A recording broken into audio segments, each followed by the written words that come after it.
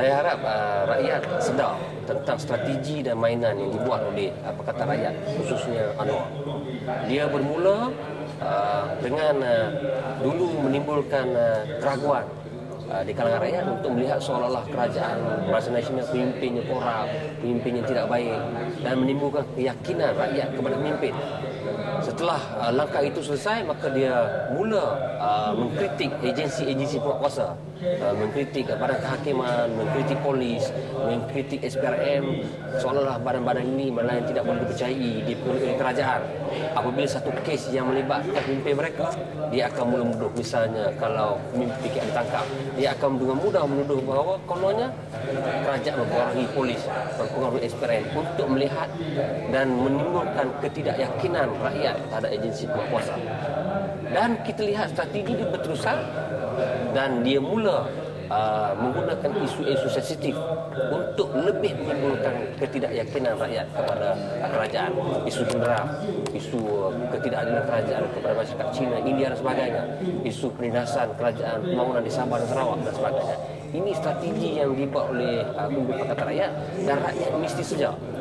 Kerana apa yang dibuat itu tidak lain hanya dengan tujuan untuk menarik sokongan rakyat bagi melaksanakan dan menjayakan agenda mereka. Dan sebab itu juga kita lihat apabila beberapa peringkat pelaksanaan mereka buat, mereka mula turun untuk menimbulkan keraguan rakyat terhadap beberapa kawasan-kawasan yang kita ketahui memang menjadi kubu kuat kerajaan Barisan Nasional. Di Felda menimbulkan keraguan rakyat, kononnya kerugian berlaku di Felda.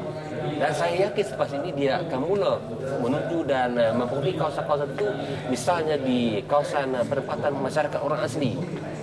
Mereka akan berusaha bersungguh-sungguh di Sabah dan Sarawak. Ini merupakan kawasan-kawasan yang menjadi kubu kuat kerajaan Barisan Nasional, dan ini merupakan strategi mereka. Sebab itu kita harap rakyat kena sedar ini strategi yang mana mereka, dan mereka sanggup memfitnah, membuat pembohongan apa saja dengan tujuan untuk mengaburi dan menarik sokongan rakyat kepada mereka.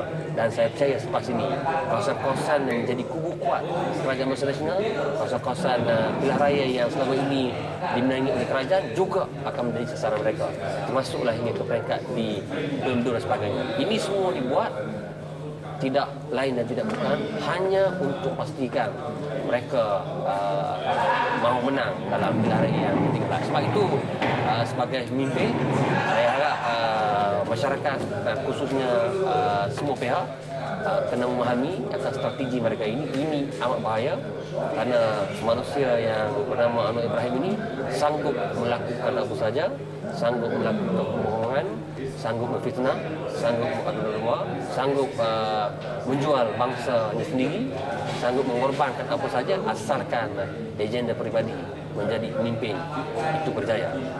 Jadi saya harap kita tidak terpengaruh dengan mainan politik yang dibuat oleh Anwar dan Pakatan Rakyat. Kalau kita tidak menjawab, saya bimbang kalau sekali berbohong, banyak kali berbohong, jika tidak dijawab dia akan mudah, dan dengan sendirinya orang akan percaya. Sebab itu yang penting kita kena menjawab, dan cara kita menjawab juga mesti sesuai dengan apa yang mereka lakukan.